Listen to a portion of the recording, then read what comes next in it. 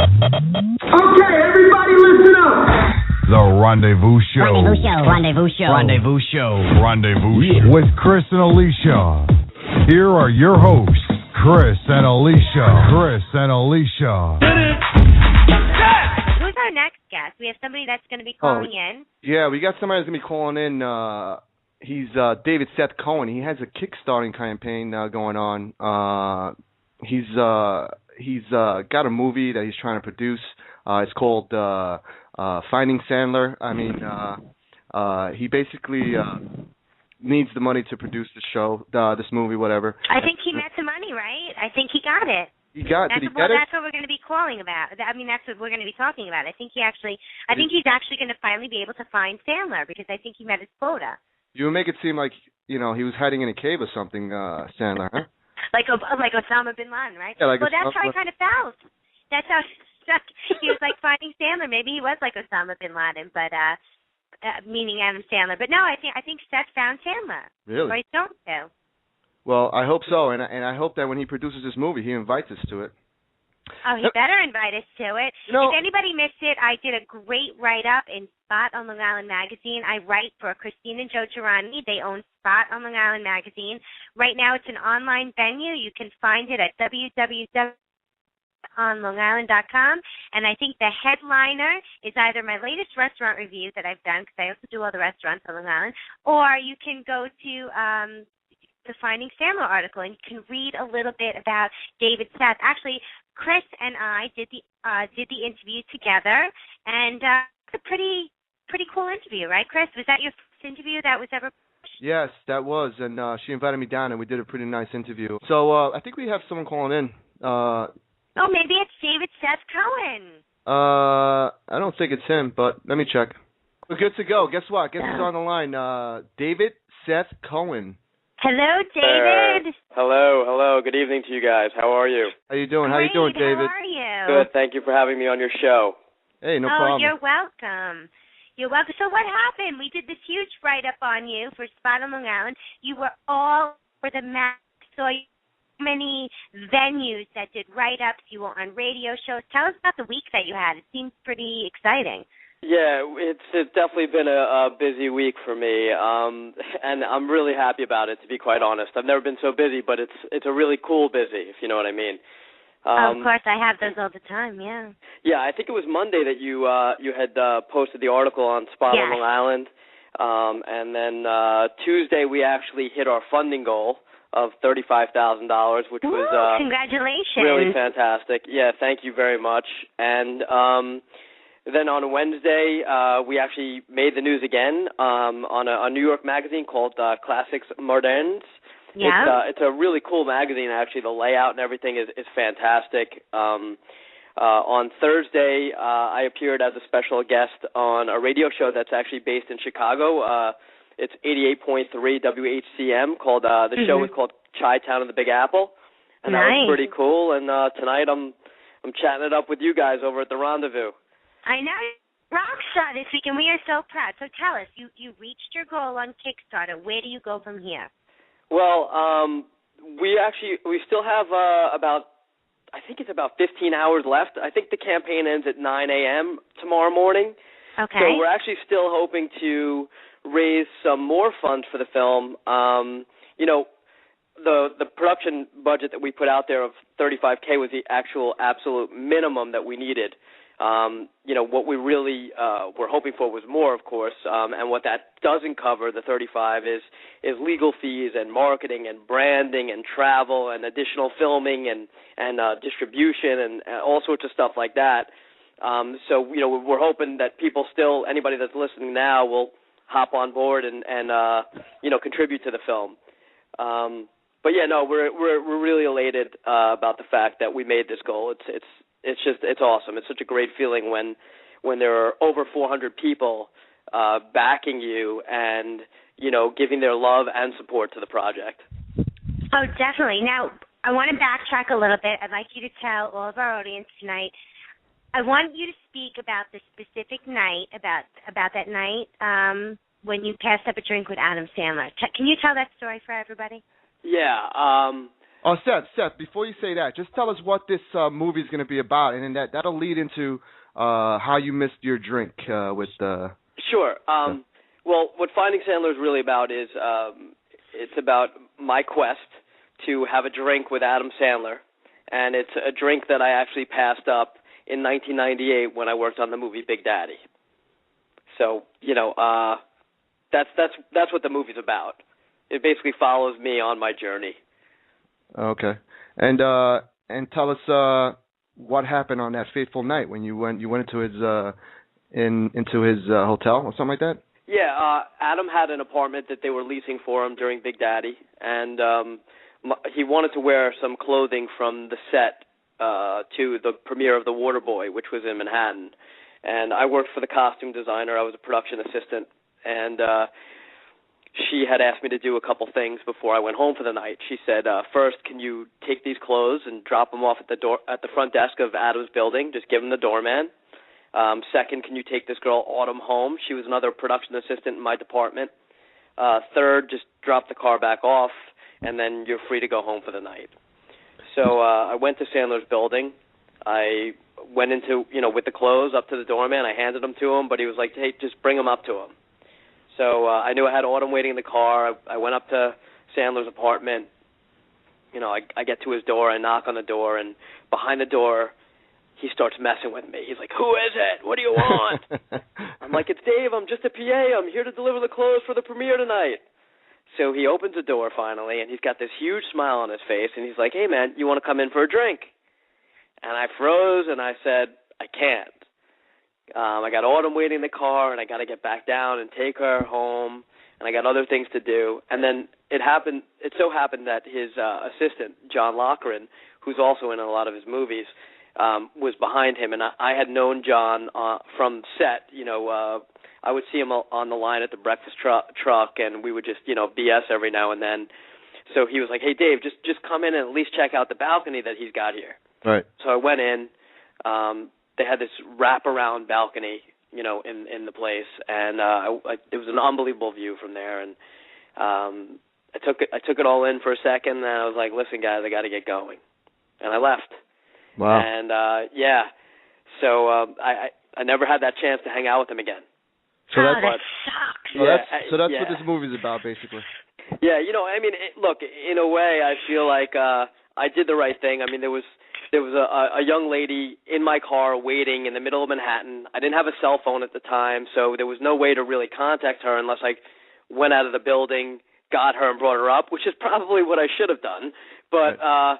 It was like kind of on the spot. I wasn't expecting it, and, so it's history. Yeah, it's the heat of the moment. So most of us lose our footing in the heat of the moment. Trust me, been there a million times. Yes. Does Sandler know that you're chasing him? I think he does know, yes. He does know? I would have to think that he knows by now, yes.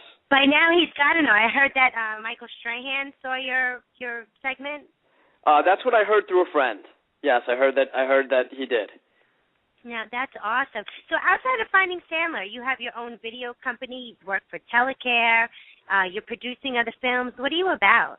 Well, I actually used to work for Channel 29. That was I actually resigned to make the film. So, but I do have my own production company.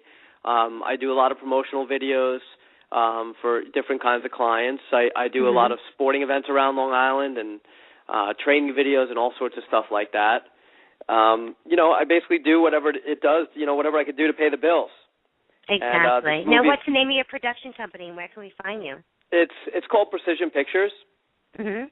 And we're located out in Great Neck, and we have a YouTube channel that people could check out if they want to see any videos that we've done before. It's youtube.com/PrecisionPictures1. Right. We have Alysia. We have somebody on Facebook just sent us a message. He wants to ask David, Billy. He doesn't say where he's from, but he says, "Were you in the Cupcake Wars? What's your favorite icing?"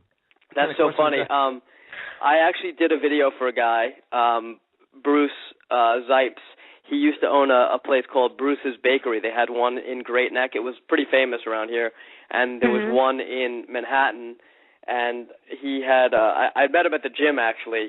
Every time, I'd be working out, he's like 65 years old and still at the gym in great shape. And, one day we just got to talking, and he's like, so, I told him what I do, and because he asked, and I happened to show him a rough trailer of Finding Sandler that I had, and he loved it. And every single time after that moment when I showed it to him, he'd always be like, Davey, what's going on with that movie, Davey? And so he actually got called by Cupcake Wars to put together a video. They wanted him to possibly be on the show if he was good enough. So he saw me at the gym. Davey, I need you to help me with something. So that's what happened. I basically I made a video for him to get on the show Cupcake Wars. Right. He actually got on the show from the video, and then when he got on the show, he got second place. Oh, wow, wonderful. So yeah, you weren't cool. on the Cupcake Wars. But no, I wasn't on Cupcake Wars myself, but I did get somebody on Cupcake Wars. So, yeah, it was pretty cool. That's awesome. Yeah, That's it was awesome. actually, it was a nice thing. I was really proud to have been a part of that, and it makes you also feel good that you're able to help other people out. And, I was really proud that Bruce got on the show. That's awesome. Oh, Listen, very nice. You know what I wanted to ask you? I wanted to ask you, like, being a big movie buff that you are, like, what's your favorite line in a movie? I know mine. Oh, I know God. mine too. That's a tough one. It's funny. I kind of posted something the other day on Facebook. If you've ever seen Goonies, there's a part where all the young guys are hanging out in Mikey's house, and there's that statue of the little naked guy. Yeah, I remember that. And the statue falls and breaks. And I remember that part. Yeah, and Mikey picks it up, and he picks up the penis that fell off, and he goes, "That's my mom's favorite piece." and Mouth comes back with the line, "You wouldn't be here if it wasn't." That's probably one of my favorite lines in all the in movies. My favorite line. We That's just uploaded some of our favorite lines in a movie. It's got to be good. Yeah, I have a favorite line tonight, thanks to Cris. What's that? What line Not is Cris that? Algieri, DJ Midlife Cris, my Cris. I have a favorite line today. All right. Here it is. For the week. I think for the entire week we've been planning this show, and Cris has just been relentless. There's no other word to say. So Cris, I'm a ball buster. Go ahead. That's good. Me too. We probably get along really well. Here you go. Go bust my balls. Play the line, my favorite line from the movie that pertains to you. Okay, here he goes. Really funny. Really funny. What do you mean I'm funny? It's funny, it's a good story. It's funny. You're a funny guy. What do you mean? You mean the way I talk? What? It's just, you're just funny. It's the way you tell the story and everything. Funny how? I mean, what's funny about it? Tom, you got it all wrong. Oh, Anthony. He's a big boy. He knows what he said. What'd you say? You're right. Funny how? What? You're funny. You mean, so? Let me understand this, because maybe it's me, I'm a little fucked up, maybe. But I'm funny how? I mean, funny like I'm a clown, I amuse you? I make you laugh? I'm here to fucking amuse you? What do you mean funny? Funny how? How am I funny? Just, how you tell a story. What? That's a favorite line. Is that a classic line or what from a movie? Oh, without a doubt, Goodfellas is such an unbelievable movie. I felt like Chris's clown all week. Chris and I have been inseparable for the past 3 weeks putting this show together, and I swear I was como se dice? I was the joke of everything. No matter what we did, I was the joke. So when tonight we were together, he's like, we're going to ask Seth his favorite movie. I go, well, I got mine. That's so good. Yeah, I love Goodfellas. I'm a huge fan of it.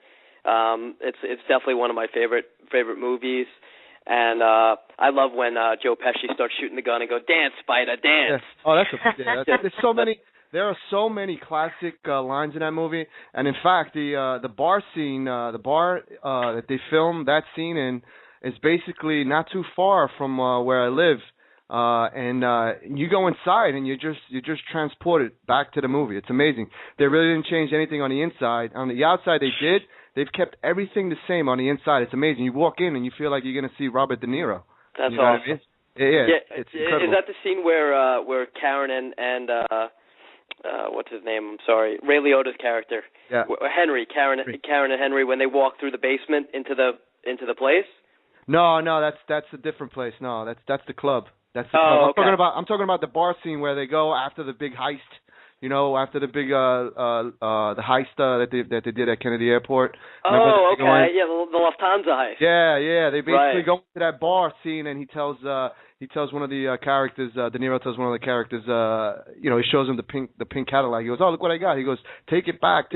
That bar scene right there. That's not a great scene. Yeah, it's amazing. It's amazing. Now, you know what I wanted to ask, speaking of movies, David, now we just had, the welterweight undefeated, I guess, champion, Cris on. He's not a champion. He's not a champion. Yeah, if you're going to be around, you should come to the fight. He's the undefeated welterweight. He's not a champion, Alysia. He's the undefeated light welterweight boxer. He's not a champion yet. Oh, okay. He was a kickboxing champion, but he's not a champion in boxing right now. Oh, but not in boxing yet. But who knows? Maybe he will be. February 23rd at the Paramount, he's going to be fighting that Saturday. But what I want to, speaking of your favorite movies, what did you think of all the Rocky movies, or do you like any boxing movies? Oh, yeah. I mean, actually, I think Rocky is probably one of the greatest movies of all time. I mean, the best part about Rocky is it's such an underdog story, and how could you not love it? Like, how could you not love that character coming from nowhere and becoming a somebody? I mean, that's what it's all about, you know. And can you see yourself? Can you see yourself in Rocky, being that you're trying to make a name for yourself? I mean, do you feel like that? Like, have you been knocked down a lot in life? Yeah, I mean, I've definitely been knocked down a lot in life. I think pretty much everybody has. There are always people that'll tell you, "Oh, it's you're never going to make it. It's a 1 in a million shot to make it in your industry." And those people drive you a little further to want to succeed more, because it's when you get knocked down, you want to get up. You want to learn from everything. And I try not to let the negativity of people bother me. I try and just turn it into a positive, and anybody that would say something negative, it's just more the reason why you want to succeed. Right. I want to go into my favorite line of speaking of boxing movies. Actually, not boxing, but because I'm getting Raging Bull confused with this movie where this clip is from. This is from Taxi with Robert De Niro. This is my favorite line of I think all time. You talking to me? You talking to me? You talking to me? Well, then who the hell else are you talking? You talking to me? Well, I'm the only one here. Who the fuck do you think you're talking to? Is that a great line or what? I mean, that's amazing. That's another I classic. just said that yesterday at 7-Eleven. It's another classic movie. It seems like you like a lot of Scorsese. Yes, I love him. I mean, what's not to like? Everything he touches, I mean, it's like it turns to gold. You know what I mean? And Taxi, like I saw Taxi the other day, and I'm like, I could watch this movie over and over again. I mean, De Niro is just he's so raw yet talented in this movie. It's amazing, you know? Yeah, Taxi Driver is definitely a classic. Definitely. Yeah. We had to watch a bunch of those in film school. Right. And it's funny how you guys brought in Goodfellas earlier. I did like a whole paper on that back in college. You know, really? We had to analyze different films, and you had to choose which one you want to analyze. And actually, that was the one I analyzed. There was a couple of amazing shots. Like I had mentioned the basement. Right. When they walked through that basement, the camera just went with them. It was a Steadicam shot that was like a minute and a half.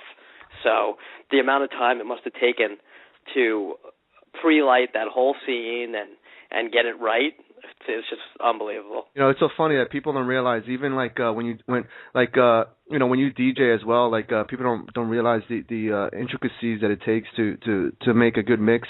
Tell us something that you had when you first went to film school, and tell us what film school you went to, and tell us what was your most difficult part of going to film school. Like what did you have the most problems with, and that you've conquered? Well, I went to Towson University. I just did an undergrad, and I didn't actually go for a master's in film. But I majored in film and television. It was a mass communications major. As far as like hard film stuff, I learned to cut film. Actually cutting the film. So like we shot on film, and then we had to splice the film and put it all, splice it together, and It wasn't like today where you're editing on a computer. My senior year, we started editing on computers. But up until then, it was either reel-to-reel with like a VHS deck or cutting the actual film, and that was really hard. But, I mean, developing a story takes a long time. I mean, it could take years to put together a script that you're really happy with and that you want to try and get out there.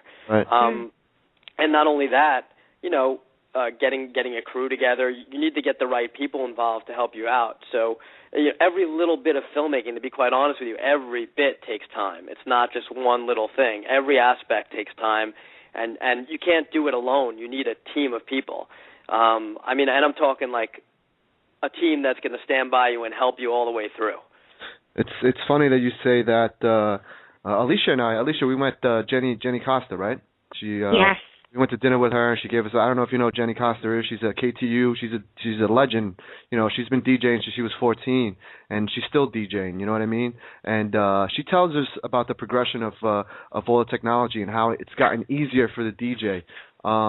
Would you say the same thing about producing a movie? Well, I don't think it's gotten necessarily easier, because if you're going to do a film right, like if you're going to do a narrative film, you still need to light the set. You see the whole scene. You need to light the scene. You need to have the same amount of people on hand as you would. The difference is it's more affordable now, because what happens is with the digital cameras out there now, you could purchase a digital camera for $5,000 or $6,000, and the image will be like unbelievable. Whereas back in the day, if you didn't have a film camera, you couldn't shoot. It was going to be nothing. But that's what's made it easier. But as far as the filmmaking process in itself, the process gets cut down a little bit, I think, now, because you don't have to develop the film and all those different steps. So a few steps get cut out. But again, the whole movie-making process in itself, shooting scenes, lighting scenes, editing and all that, it's still a ton of work. Right. Yeah. Oh, wow. Now, Cris was telling me before that you guys had a little conversation during the week, and that speaking of film and the arts and the media, that you might have had a little dabbling in the radio business. So speaking that this is our first radio show, can you partake in a conversation about your experience in radio? Well, I wouldn't actually call what I did a radio show. Oh, and this one time at band camp? Hello? Get it. Oh, and this one time at band camp? I'm just cueing your camp story. Yeah, that's so funny. Cris and I did speak. I wouldn't call it a radio show. What it was is, I guess in my own kind of way, it was a radio show. I went to sleepaway camp.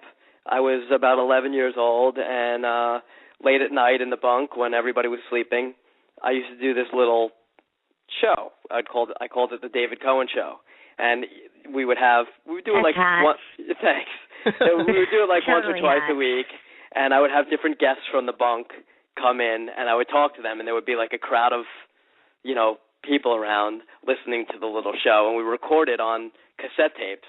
And unfortunately, I don't have any of the cassettes, or I would play it for you guys now. But I'll tell you, it was actually really fun. I always, when I was a kid, and it's probably, I don't know if I should say this, but my dad used to listen to Howard Stern, and when I would go to work with him in the car, we would be listening to Howard Stern on the radio. And so I always, I love Howard. I think his show is hilarious.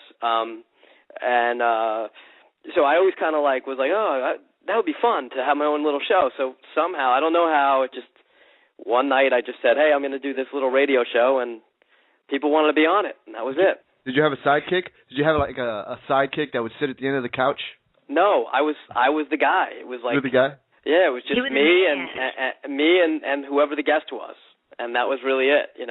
That's hilarious. Now, why do we refer to you as David Seth Cohen, but back then when you did your little radio gig, you were only David Cohen? Well, my full name is David Seth Cohen. It's my birth name. That's a great name. Chris and I were talking about that before. I want to. You know what it was? Name. Before you answer, David, this is what happened. Me and Alysia had a conversation, right? We've been you and I have been in communication on Facebook, whatever. And I remember one conversation we had. I go. I don't know if I said David Seth Cohen. I said Seth or whatever. You were like, yeah, you called me. Yeah, Seth. that's my middle name. I'm like, I don't know how to take that. Does he want me to call it, or does he want me to call him Seth? Does he not want me to call him Seth? Like, I didn't know how to take it, you know. So I was like, I asked Alysia. I go, Alysia, should I call him Seth? Should I call him David? What should I call him? I said, call him David Seth Stern. David Seth Stern, yeah. David Seth Cohen, that's a hot name. Wait. That's a Freudian slip. What's up with that? David Seth, that's amazing. Well, Are you married to him already? No, are you single? I'm dating somebody right now. Oh, you are dating somebody right now. Mazel tov. Thank you. Hey, we have we got a message on Facebook. This is pretty funny. I know you'll take it good because, you know, you're into comedy, right? Yeah. Casey from Lido Beach said, what kind of camp did you go to? Was it fat camp?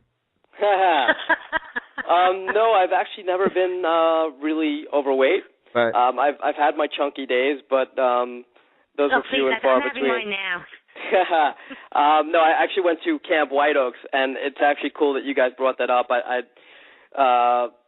Our camp closed down years back, and you know, there's so many great people that I met at Camp White Oaks. And actually, you know, I wonder if any of them are listening right now, but one of them is actually one of my friends, Blake Ian. He's a musician. Right. So people should definitely check out his music, 27productions.com. Right. Blake Ian is awesome. He went to my camp, and you know, there are a lot of other great people that came out of there. Right. I was going to ask. Oh, I have a question. I actually got a private text message from Diane.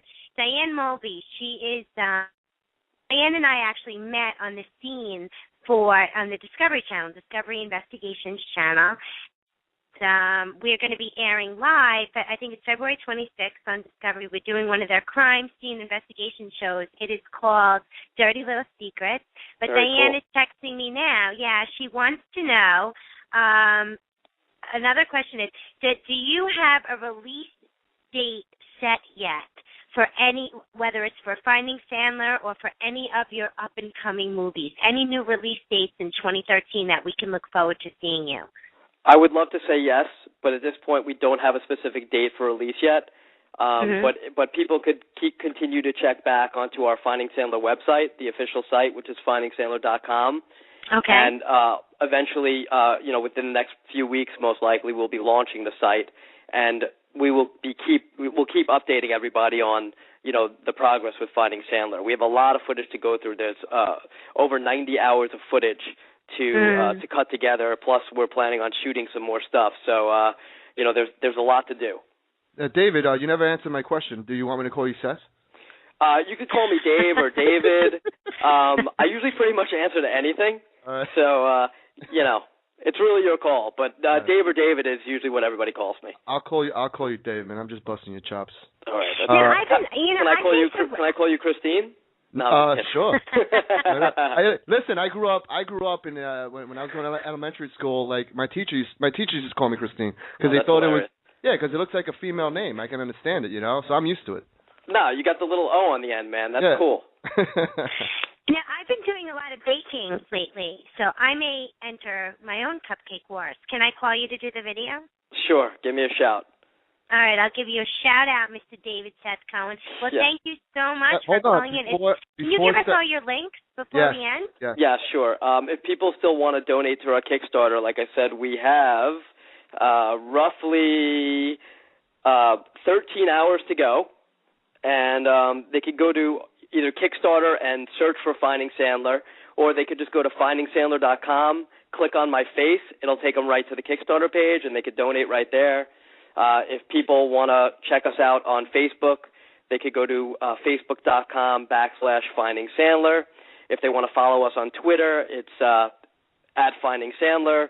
If they want to follow me on Twitter, it's at David Seth Cohen 1, the number 1. And I think that's it. Hey, Dave, you better invite us to the premiere of this movie when it comes out. Yes, of course. You know? But it was yeah, we better be invited. I'll be insulted if we're not, Mr. Cohen. Well, listen, you know how many people say that to me. No, but you guys are great. I'd love to have you. Yeah. So it was a pleasure speaking with Seth. Everybody, David Seth Cohen. I keep calling you Seth, and I'm so sorry. That's all right. It's just I like the name. It's not because I love Seth. I don't know what it is.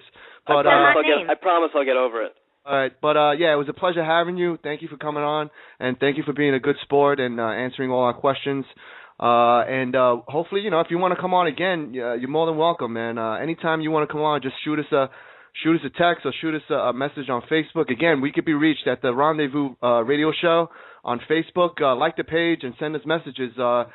So far, everybody's been great. They've been sending us questions for our host, for our guests, and you guys have been great. Thank you for listening. We're going to take a little musical break now. But Seth, again, thank you very much for coming on.